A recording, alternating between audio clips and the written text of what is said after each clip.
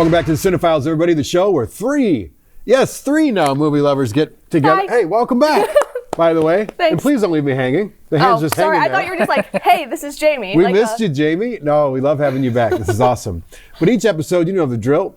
We highlight new releases that we think you should see. We dive into the films that we love. And we're starting with one that I particularly loved, and I'm super curious to see what these two thought. But let's watch the trailer. It's called Toe.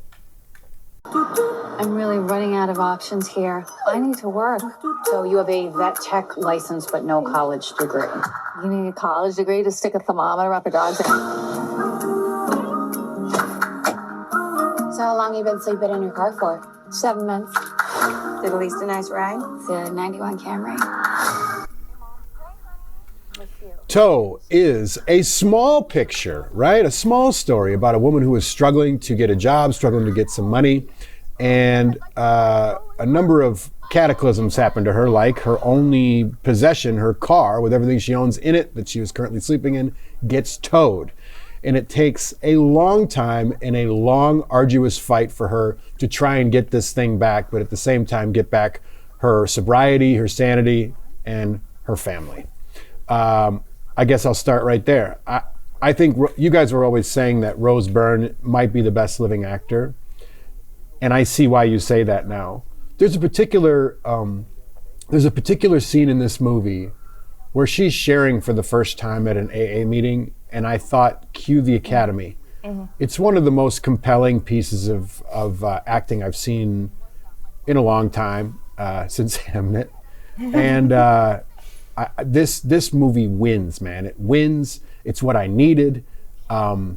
Everyone should see it, in my opinion. And I feel like, man, sometimes the best fights are these small little battles that you face, right? You don't quit. And that's what she did. So I loved it.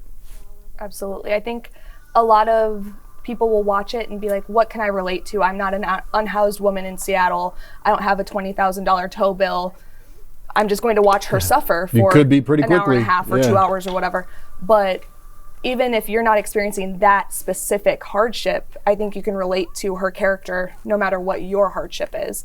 Because it's just a story about persistence and being determined and not succumbing to the negativeness of the world, in my opinion. Yeah. And not allowing the man, whatever that may be, some big corporation, to put you down and keep you down and exploit you and take advantage of you. Absolutely. Regardless of how much you're worth monetarily. Yeah, I think, so I agree with all that. But I think the execution was just a little, maybe too cutesy for me.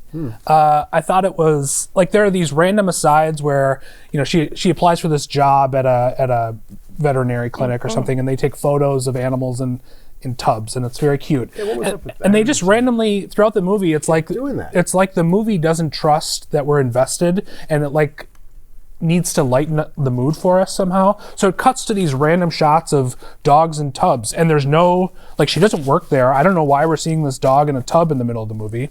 And then halfway in the movie, without establishing that she's writing in a journal, we start seeing animated journal entries, even though they never show her writing in a journal. So I feel like the structure was really kind of clunky and piecemeal, and I was so distracted by, like, why am I seeing this stuff? It's adding nothing to the movie. Mm-hmm. Or let's cut to Simon Rex playing with a puppy. Like, there's all this puppiness in there, and I just didn't understand. I think the movie is trying to like counteract the potential miserablest, kind of poverty porn that it could be, by putting these sort of cute things in there without just letting us face the reality that, yeah, her situation is bleak, and she somehow remains kind of optimistic about it. I also had I think Rose Byrne is great. Don't get me wrong, but here, I don't know if it was her character or a problem with the performance, but whatever was going on with her teeth, like, I think she's got some fake teeth in. She had it looked like she had like an Invisalign or something, and it affected her speech on purpose. Right. I mean, was that it? I mean, I don't know if it was on purpose. They never show her I think it was. with the Invisalign thing in. I think it's like a prosthetic to make her teeth look bad. Yeah. And she's having trouble speaking through that. Yeah. I think that was on purpose for sure. Sure, I didn't think it was on purpose. I don't know. Maybe it was. Could you imagine being a choreography, a director, or a makeup artist, and that not being on purpose? It's happened. Well, I mean, I've seen like vampire movies where people are like struggling to speak through their pointy teeth, and it's like, what is going on? I'm trying to scare you. Or like Cats, I think they ran out of money and Dame Judi Dench's hands are not CGI. So that kind of stuff happens. She's a cat, but she's got human hands. Yeah. So I mean, so that stuff bothered you enough that you didn't enjoy that? Then it took it away. It's the structure of the whole movie that these things are constantly interrupting, and I'm like, it's taking me out of the movie every time it cuts to a diary entry or an animal in a. I mean, don't get me wrong. I love to see dogs in tubs. That was cute. Right. They're cute. But it's like, I felt that Stephanie Lang, the director, didn't really trust her audience or trust her movie enough, and these kind of things were added after the fact to kind of liven it up a little bit. Whereas the story itself would have been impactful. That's fair. I do think I read somewhere or listened to a podcast or something that she said that when she was doing research for the film, she went to different shelters and different communities and groups and whatever, and there was a disparity in wealth and equality just between homeless shelter and homeless shelter.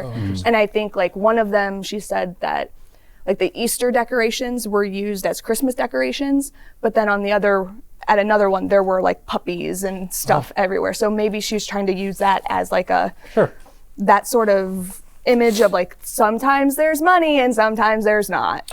But there might have been a missing metaphor there too.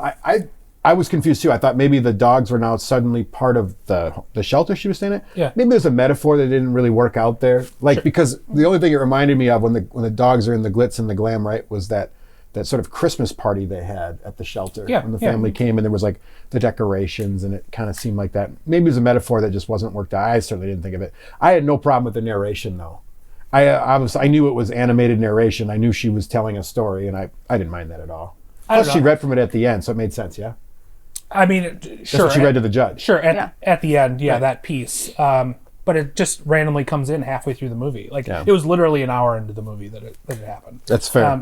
That's a good point. I don't know. Just these little structural things kind of nagged at me a little bit, but otherwise the story's really inspiring. There's a lot of great performances, really good supporting cast, like Octavia Spencer and Killer. And Demi Lovato was Killer.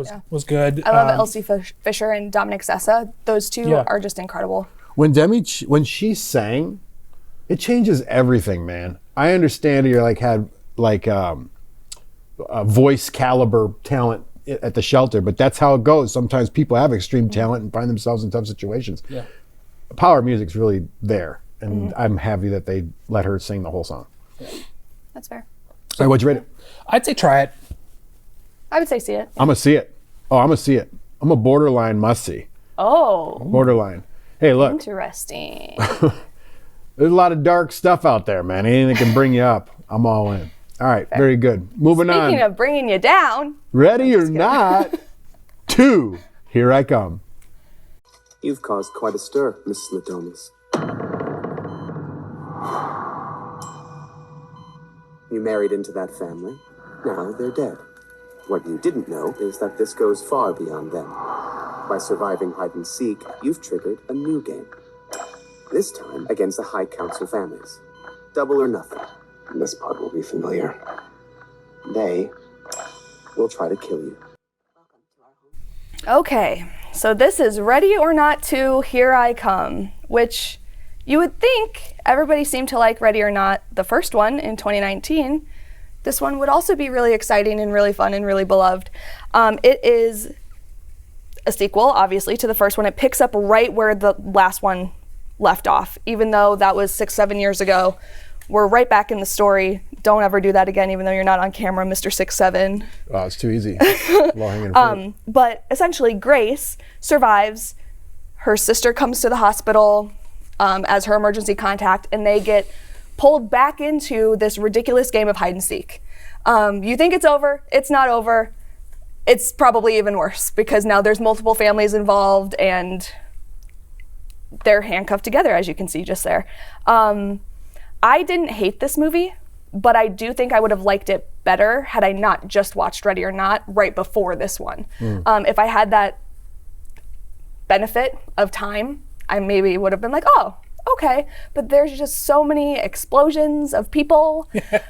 It felt like, kind of like I was watching The Monkey, the Osgood Perkins movie, because there was comedy, there was death, but It is funny. it was just kind of ridiculous. I don't know how else to describe it. I don't know. I feel like I'm just like crapping on it for no reason, but It was gorifically funny. yes, that. When humans explode for some reason and there's a pause and you just, like, the gore hits you and you just go, it's kind of weird. Yeah, I did like the Irish Catholic comment that was made because Oh my gosh, I wrote it down. Grace and Faith. Yeah. she's Grace, her sister's Faith. I hate I'm an Irish Irish Catholic. I So hate I was that. like, oh, yep, exactly. It didn't make sense for me at first, too, until afterward when I realized that they're all Satanists. And I go, oh, that's the comment. I thought they were just making a funny on the culture. Sure. Yeah. You want to go or you want me to go? I probably described this movie horribly, so go have at it, the two No, of you. yeah, no, I thought I you agree did with great. I just want to see what he thinks about it. I agree with a lot of what you said. I'm a fan of the original. I've enjoyed it and revisited it over the years. The sequel is just kind of it's got a case of sequelitis. It's kind of the same thing, just bigger and bloodier. And whereas like the exploding bodies were just sort of punctuating the end of this one or the first one, the sequel's just got to let's just put that punctuation mark all over the movie. These directors, Radio Silence, also made a film called Abigail about vampires, and there were tons of exploding bodies in that thing. And that seems to be their thing. More is not necessarily better. I did like the relationship between Samara Weaving and Kathryn Hunter. Yeah. I think Kathryn Hunter is a good addition to this. She's kind of turning into a scream queen. She was in a really good movie called Freaky that came out during COVID. That was a lot of fun. But yeah, I don't know. It just too samey for me. It wasn't maybe as funny as the original. Some of the supporting cast, Michelle Gellar, one of my favorite directors, David Cronenberg, shows up for a little bit. He was the old man in the beginning. So yeah, I don't know. It was fine. I was a little disappointed, but yeah, it's fine. Like a good late night watch. Yeah.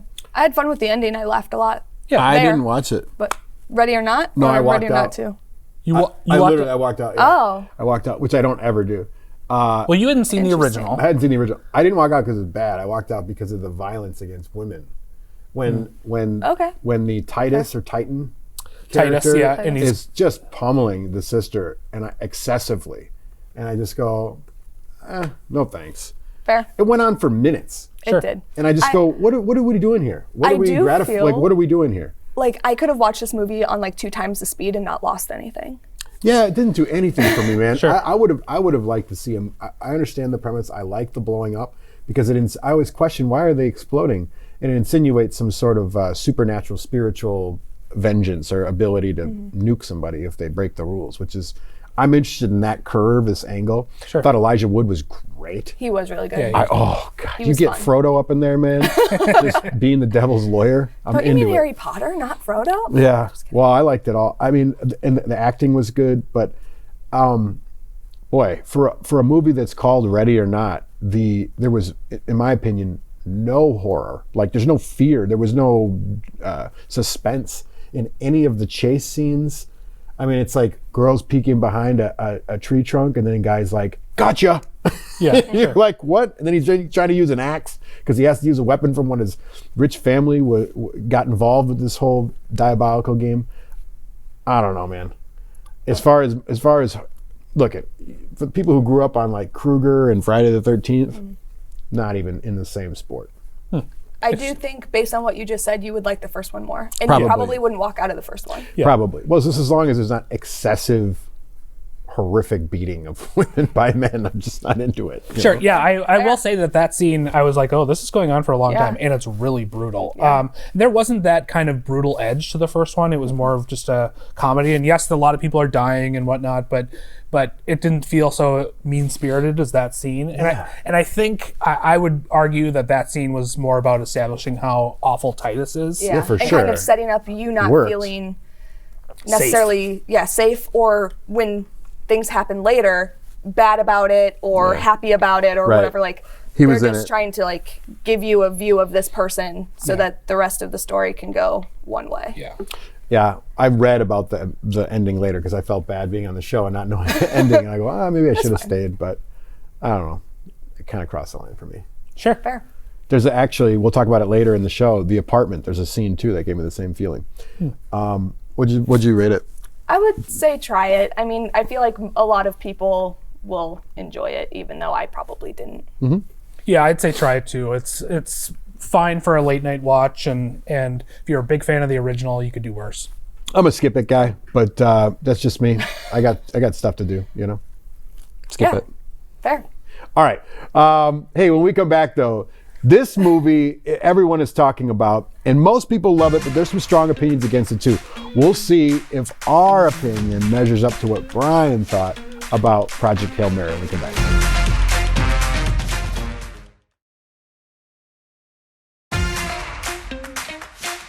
All right, welcome back to CineFiles. On the last episode, we talked about Project Hail Mary. It is an absolute blockbuster, making a lot of money, and a lot of critics loved it. A few people disliked it. There's one of them. Shocking. That's one of the guys right here who Just didn't kidding. like it. But we'll talk about that in a sec. So let's take a quick peek, and then Jamie and I will compare what we thought about it to Brian.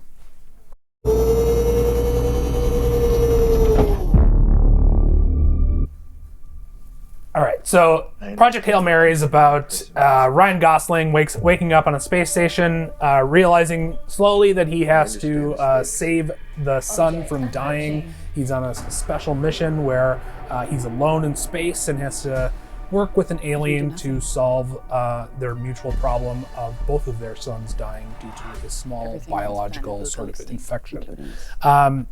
I was a big fan of the book, Andy Weir's book, and it was a very hard science book that is interested in science itself and problem solving and working together, and a great message about communication. And I found the movie to be a poor adaptation, though it's I think a good movie that just takes the science sort of out of the experience. I think this has been done better by The Martian, which was also written by Andy Weir, and that movie did not sacrifice its science for entertainment value. This, I think, for me anyway, was dumbed down. And as Chris kind of alluded to, I am one of the few critics on Rotten Tomatoes who did not like this. I think there's maybe 6 or 7 total who didn't like it. But yeah, I know I'm in the minority, but It's only 6 7s. yeah, it's not intentional. My kids. I was going to say, you have children. Okay, but it didn't live up to the book for you, and that's a problem. If you read a really smart book and it takes you on this wild adventure, and then you see this film that has none of the science, I can understand your point. Yeah, I mean, it was just such a good experience in text form that seeing this on the big screen, I had such high hopes, and I was very disappointed. But I'm more interested to know what you two think, because I was on my own last time, so let's hear Because it. you got a screen, or I went to the movies. you saw it before? No, I went to the movies. I went to the movies. Because I support the theater. I went to the movies. I did a double yesterday, I know, like I was in high school. I'm so proud of you. Back to back. Yeah, a As lot you of should. lounging. Well, you walked out of the second one, so it's not. True, it doesn't count. You're right. I got 1 3/4 in. Do you want to go, or do you Sure, want me to go? I'll go. I loved it. I absolutely loved it. There are a few things, and I had Brian in the back of my head when I was watching it too, and I thought, oh, that's what he's talking about, and that's what he's talking about. There were none of those like super smart moments that you saw in The Martian, but I think they did it on purpose, and obviously they did it on purpose, and I see why they did it, because this was not a movie about his brilliance, like for the necessity of his brilliance for survival. This movie was about a relationship. It was about his relationship to humanity, which wasn't very good, and his relationship to his new friend that he finds, which was pure friendship and very pure. I thought there's room for them to make a Good Will Hunting moment or two where the guy seems brilliant and he can give us some MacGyver action and he can impress us with his intelligence. They did miss that. And they overdid the "is my friend dying" thing a couple of times. One too many for me. That said, the movie was visually stunning. I was not prepared for what I was seeing. I was not prepared for another Interstellar type visual experience. I thought it was going to be smaller in that regard. Fair. I thought it was brilliant. I thought Ryan Gosling, despite being like the Tom Brady now who wins at everything, he's perfect for it. You think there's nobody else who could really pull that off. He is incredible. And I have always kind of been like, oh, that's Ryan Gosling. Everybody loves Ryan Gosling. But every time I see him in a movie, it doesn't matter if it's Drive, if it's La La Land, if it's this, like, he just impresses everyone every time. He can do anything. He's Yeah, so he's very good at charismatic. it. He's very charismatic in the role. Yeah. Thank God for the Mickey Mouse Club. And the little guy was cute too. The little alien, his buddy. Yeah, Rocky was great. It was interesting to see, like, how even the brightest of humans in a spaceship appeared to be very, very basic beings compared to a smart alien, I guess, who was frustrated with how stupid people were. You know? But I see what you're saying. I mean, he's literally figuring out how to save humanity. He's trying to, and there should be some moments of aha, genius, like The Martian. But The Martian didn't have that friendship thing.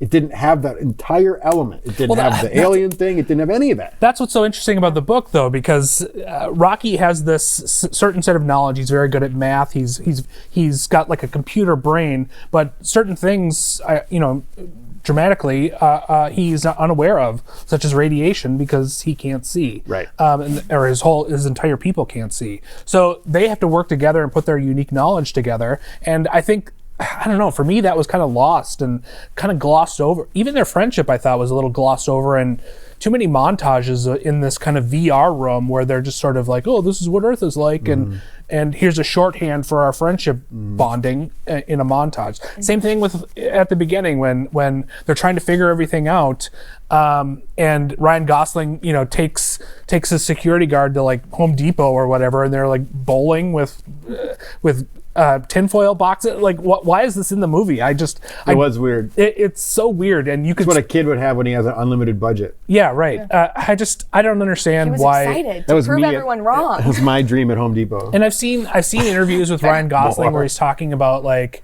I couldn't memorize the technobabble. You could. You chose. The writers chose not to include this stuff. Not throwing one about. Right. I just feel like this could have been such a smarter movie. Sure. For me. But I think it still worked. I mean, it feel good. I have not read the book. And I typically do that on purpose because I will read a book and then watch the movie and then I'll hate the movie and then I'll be mad about it. Every time. Every time. The only 2 times I've ever not felt like that is To Kill a Mockingbird and Holes, because they're basically carbon copies of each other. Sure.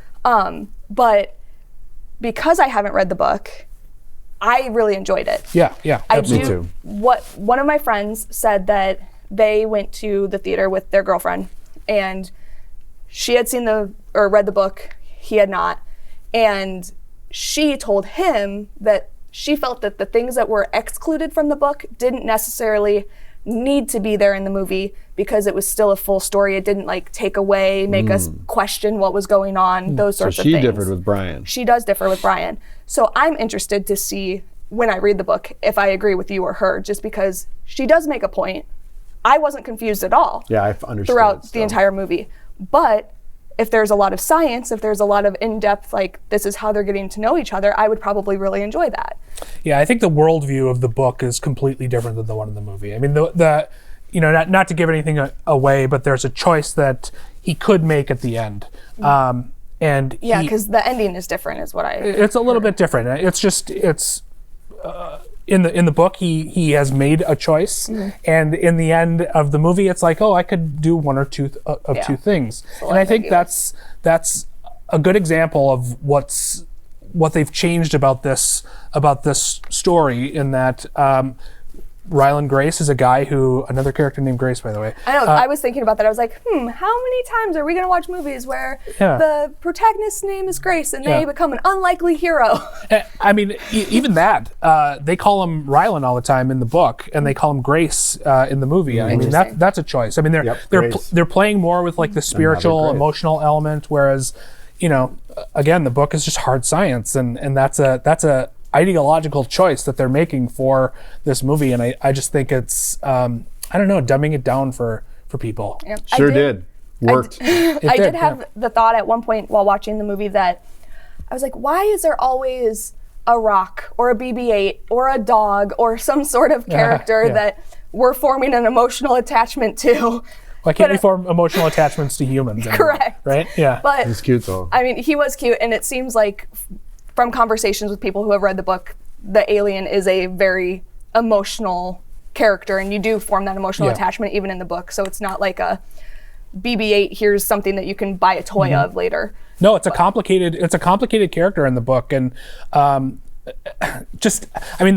for instance, there's a sequence in the movie that takes about 30 seconds where they learn to communicate with each other. And this is like chapters of the book where they're learning to communicate, and it takes time, and you're learning about them and how they struggle to understand one another. And I think that journey is just so much more satisfying than the one portrayed in the movie. But I get that, it's a big crowd pleasing blockbuster. Big blockbuster, and go shut your brain off and enjoy, and fine. They put a lot of money in it. Yeah. What'd you think? Yeah. I would say see it. Absolutely see it. I say don't miss it. You said try it. Try it. Interesting. Get a variety. It's a rainbow. All right, Cinegift time. It's the Cinegift time. Your Cinegift was Should we make that a The Apartment. The Apartment, Great. which I'd never seen. It was 1960. 1960, yep. 1960. Yep. And it's right on the cusp of, the golden age of Hollywood is sort of fading out. The studio system is dying out, and now new Hollywood is coming. And filmmakers, Billy Wilder had been making movies, since the 30s. He's so good. He's great. Legend. And, just a cynical wit, and very into questioning systems, and doesn't like Hollywood, doesn't like the media, he's cynical about everything. And here he's taking on, corporate life. And it's, from one perspective, it's completely different in that it's criticizing the corporate world as corrupt, and the people who are at top as base people. And in the other end, it's this tragic, heartbreaking romance between Jack Lemmon and Shirley MacLaine. I absolutely love this movie, so I'm excited to hear what you two thought. Fell in love with Shirley MacLaine. Thought she was great. Yeah. What a wonderful human. And Jack Lemmon too. What a unique talent, right? He shines, man. Yeah. As like the yes sir, eager, ready to get at it, whipped sort of employee. The people pleaser. The people pleaser to no end. But then towards the end, he cracks his shell. He comes alive, and he finds his moral and ethical center, and with it, he finds love, which is at the bottom of a great game of gin rummy. Yeah. Who would have thought? Turns out, Not all you me. need is a little cribbage. Had you seen this before? I thought I did, but then I watched it and I didn't. But I do know that people have talked about it, and I knew this, like the storyline, essentially. Not all of the details, obviously, but I really liked it. I thought that there were like two stories going on, like you said, the romance, the people-pleasing, societal commentary, and I really thought that the "some people get took" line was really impactful for the whole story. So. That's right. And at the end, what was the final line? Shut up and deal. Yep. That was the final line. It's classic. Yeah. Thank you, Brian. What's the next Cinegift? We got to go. Okay, I wasn't prepared. So do you want something that somebody else told me to tell you guys to watch, or something that I think you should watch? I want your opinion. Okay. I want Beautiful you. Beautiful boy. Because, listen, Timmy is on a chopping block right now. That's fine. If he's going to win an Oscar, it should have been for this movie. So we're going to talk about that. All right. Timmy Chalamet. Correct. All right, let's go. Beautiful boy is it. Where can they find you, bud? They can find me at deepfocusreview.com or at deepfocusreview on Letterboxd and Blue Sky. Where can they find you, Jamie? Instagram, TikTok at It's Jamie Fools, or film.com. It's Jamie Fools. I was 14. Leave me alone. I love it. I'm Chris Hrapsky. Thanks for joining us on the CineFiles. See you next time.